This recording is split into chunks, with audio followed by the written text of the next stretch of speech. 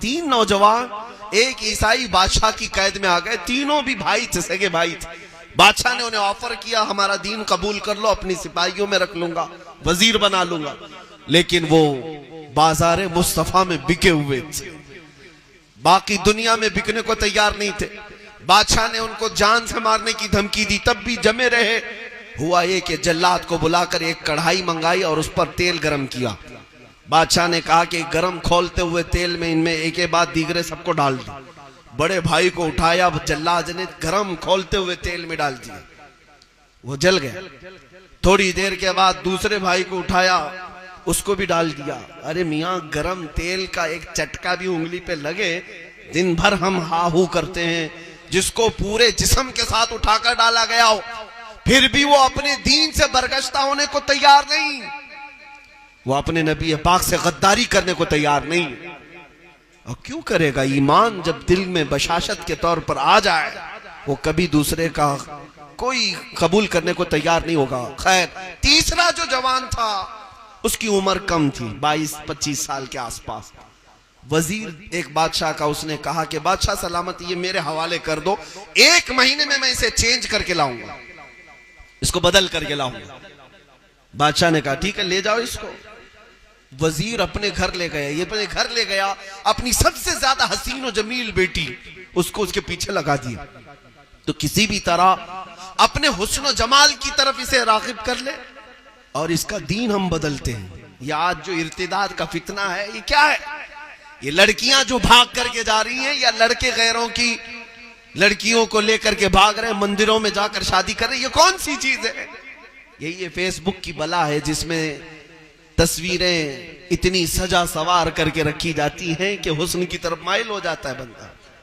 جانتے ہو میرے عزیزو، ایک برہنہ عورت کو دیکھنا کتنا خطرناک ہوتا ہے کہ تمہاری نظریں شیطان کے تیر کی طرح چلتی ہیں اور سامنے والے پر بھی پیوست ہوتی ہیں، تمہارے دل میں بھی پھر گناہ شروع ہوتے ہیں۔ اس حسینہ کو وزیر نے اپنی بیٹی کو لگا دیا، اس نوجوان کو دین سے برگشتہ کرنے کے لیے۔ اب وہ خوبصورت اتنی تھی کہ اس کے نکاح کے پیغامات کئی بڑے بڑے بادشاہوں کے شہزادوں سے آتے تھے، لیکن باپ نے یہاں اس نوجوان کے پیچھے لگایا ہے۔ وہ دن رات اس کے پیچھے لگی رہتی، لیکن اس نوجوان کی زندگی کو دیکھو، اللہ اللہ، جب وہ حجرے میں لڑکی آتی، یہ نوجوان اس کی طرف ایک آنکھ اٹھا کر نہیں دیکھتا، مصلی بچھاتا سجدے میں چلا جاتا۔ رات کے وقت وہ آتی، وہ جتنی دیر بیٹھی رہے اتنی دیر یہ مصلی پہ رہتا، اٹھاتا ہی نہیں تھا۔ مہینہ گزر گیا، وہ اونگتی تھی، سوتی تھی، جلی جاتی تھی۔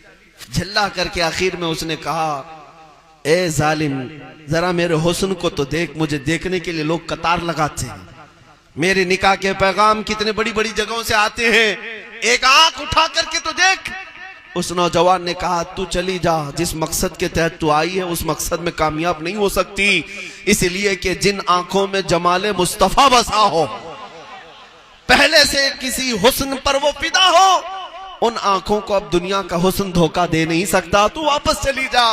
ہوا یہ میرے عزیزوں، پانسا پلٹ گیا، وہ آئی ہوئی تھی اس کو بہکانے کے لیے، اپنے دامے فریب میں پھنسانے کے لیے، لیکن دل دے بیٹھی اور کہا کہ اے نوجوان، میں تیرے دین میں داخل ہوتی ہوں، تو مجھے کلمہ پڑھا لے اور تیرے دین میں داخل کر۔ اس نے اسے دائرہ اسلام میں داخل کیا۔ اب جو بات عرض کرنی ہے وہ یہ ہے کہ اس نوجوان دوشیزہ نے اس سے کہا، میں اپنے باپ کے چنگل سے اور بادشاہ سے تجھے چھڑا کر کے بہت دور لے چلی جاؤں، اسلامی سلطنت میں چلتے، یہ کفرستان سے آزاد ہو کر نکلتے۔ یہ دونوں رات کے وقت نکلے، رات کے وقت اس لڑکی نے اسے آزاد کیا، چل پڑے۔ آدھی رات سفر ہو گیا تھا، اچانک پیچھے گھوڑوں کے دوڑنے کی آواز آئی، جیسے کوئی فوج لگی ہو، گھوڑے دوڑتے ہوئے آئے۔ تو یہ دونوں ڈر کر کے ایک درخت کی اوٹ میں چھپ گئے۔ ان کو ایسا لگا کہ بادشاہ کو یا وزیر کو خبر ہو گئی، ہم دونوں بھاگے ہوئے ہیں، ہمیں پکڑ کر کے لے جایا جائے گا، مارا جائے گا۔ لیکن وہ فوج قریب سے قریب تر آ گئی اور وہیں آ کر رک گئی۔ گھوڑے دوڑتے دوڑتے آئے، اسی درخت کے پاس رک گئے، اور کسی نے اس کا نام لے کر پکارا، فلاں بن فلاں باہر آ جاؤ۔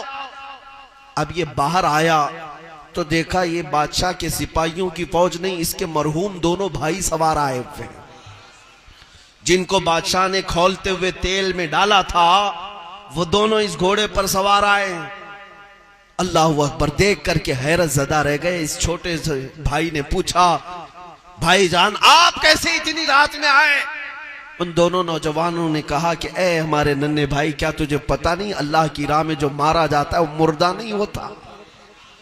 اللہ تعالیٰ نے ہمیں برزخی زندگی بخشی ہے، اور یہ جو جماعت تو دیکھ رہا ہے یہ صحابہ کے شہیدوں کی جماعت ہے، بدر و حنین و احد و خندق کے شہداء کی جماعت ہے۔ ہم رات کے وقت تیرے پاس اس لیے آئے ہیں کہ تو رات کا سفر تنہا اس لڑکی کے ساتھ کر رہا ہے، نکاح کر کے سفر کر۔ میرے عزیزو، اب یہاں پر ایک نکتہ ہے۔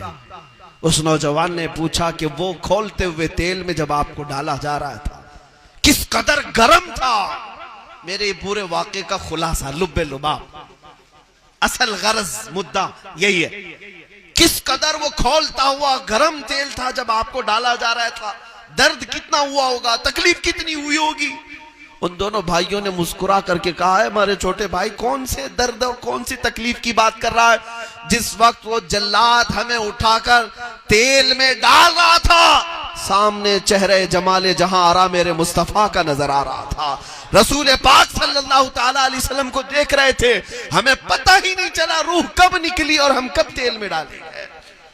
یہ ہے ان کی محبت میں جو زخم کھائے اسے دردوں سے بھی آزاد کر دیا جاتا ہے۔ عزیزان گرامی وقار، خلاصہ میری بات کا یہی ہے نوجوانوں، اگر اللہ تعالیٰ نے تمہیں زندگی دی ہے تو ادھر ادھر دوسروں کے دروازوں پر دل لٹکانے سے بہتر ہے اس رسول پاک کے قدموں میں اپنے دل کو بچھا دو۔